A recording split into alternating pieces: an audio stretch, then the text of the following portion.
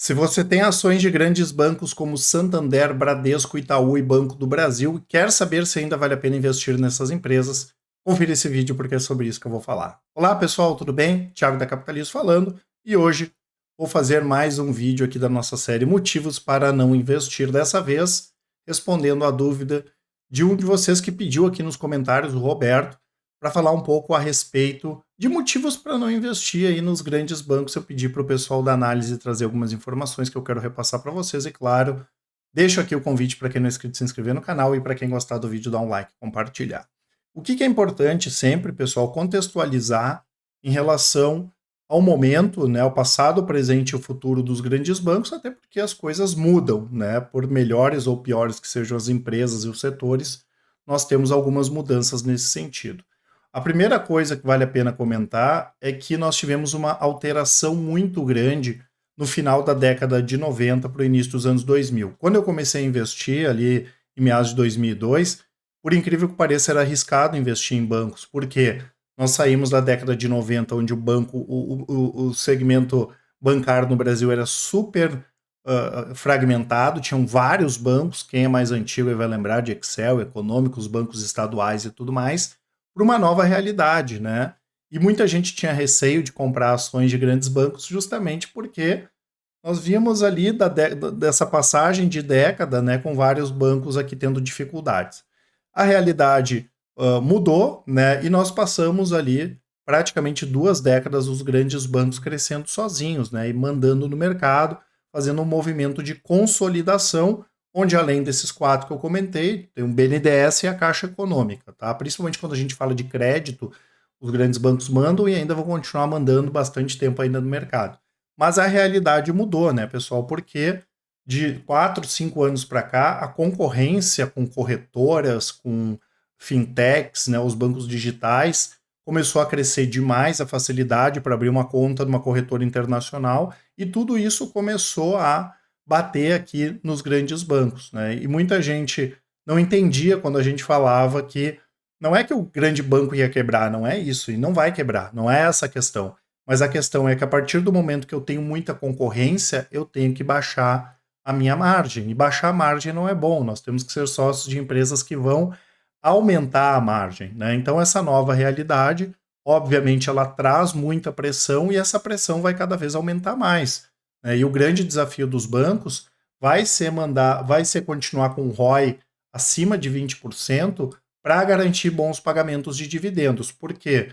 Porque como a parte de crescimento passou, né, os próximos 20 anos não vão ser tão fortes em termos de crescimento, mudou o foco. Agora a gente vai focar um pouco mais, os bancos vão focar um pouco mais em pagamento de dividendos. E tendo um ROI hoje acima de 20%, eles conseguem garantir um bom pagamento de dividendos, né? Tanto que a gente fala sobre essa questão aí de ter que enxugar a máquina, né? Fechar as agências, enfim, muita coisa aqui que os bancos têm que fazer para enxugar, tá? E aí, entendendo isso, nós vamos entender se vale a pena ou não ter as ações aí de grandes bancos na carteira.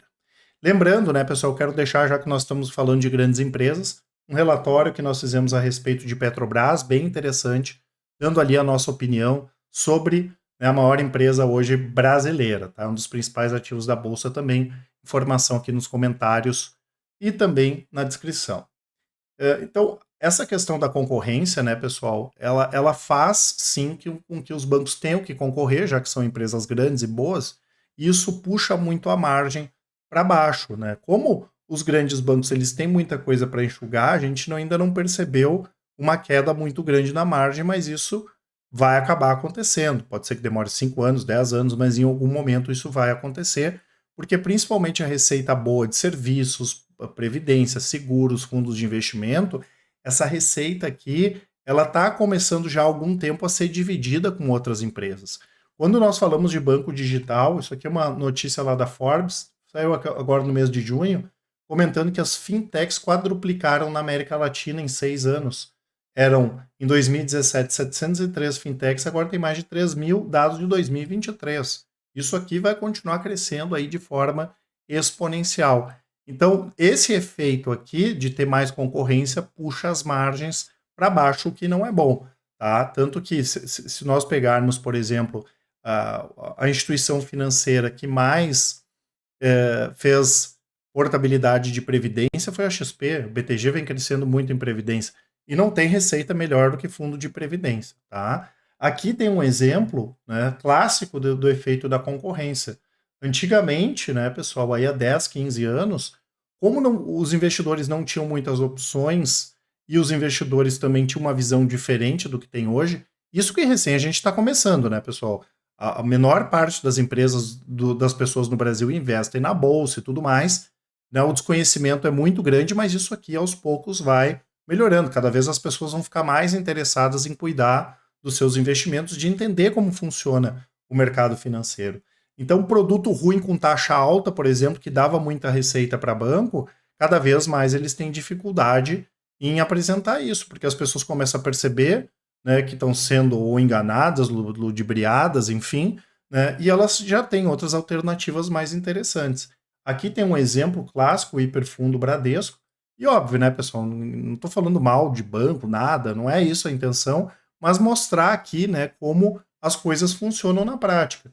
Esse fundo, desde meados dos anos 2000 até hoje, rendeu 574%, enquanto o CDI rendeu 1.500%. Não dá para dizer que isso aqui é bom, né? E basicamente por quê, pessoal? Por causa de taxa, né? É um fundo que vai ter lá investido em Selic, basicamente, né? Então, esse tipo de produto, de fundo, cada vez ele vai ter espaço menor, porque as pessoas não vão aceitar isso aqui, né? Isso, aos poucos, né? Claro, isso aqui vai mudando.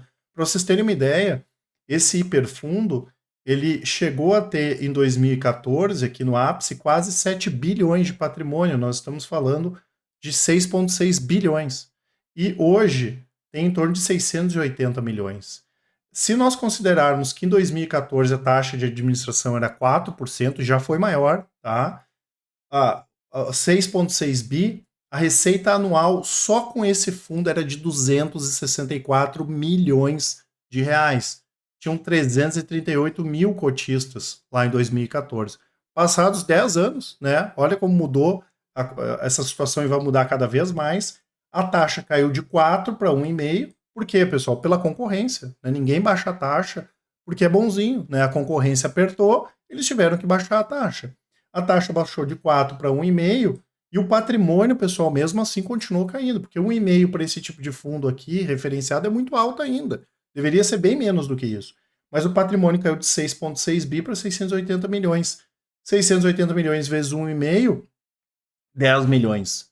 161 mil cotistas. Ou seja, pessoal, nós saímos de 264 milhões por ano para 10 milhões. Não tem como alguém dizer que, em termos de receita, isso aqui vai ser bom para qualquer empresa, muito menos para um banco.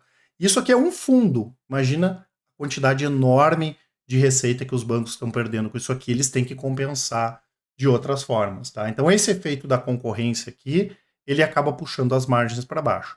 Não vale a pena investir em grandes bancos? Na nossa avaliação, vale, né?